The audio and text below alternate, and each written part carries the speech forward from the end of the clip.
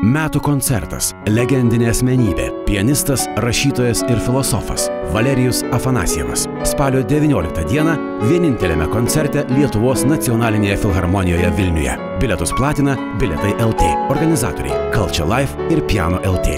Rėmėjas LRT.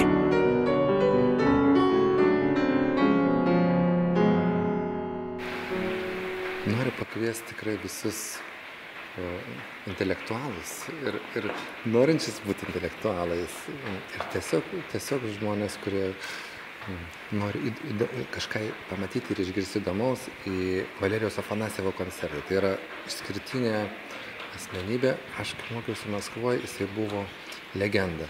Jisai buvo emigravęs žmogus, kuris gyvena Versalėje.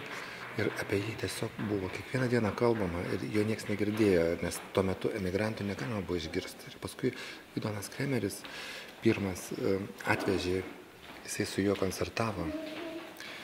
Ir tai buvo sensacingas koncertas, vienas iš tokių nepamirštamų koncertų ir jis iš tikrųjų yra vienas tokių įvairiapusiškiausių asmenybių. O šiandieniniam, ne tik šiandieniniam, jau kelis dešimtmečius yra tikrai labai laisvas, įdomus žmogus.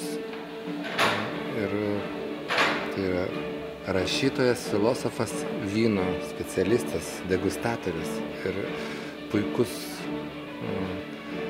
Dievo dovaną turintis pianistas.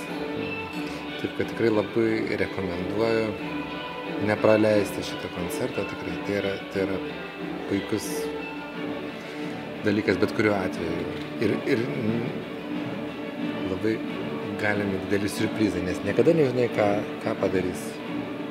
Jis kaip Salvadoras Dali.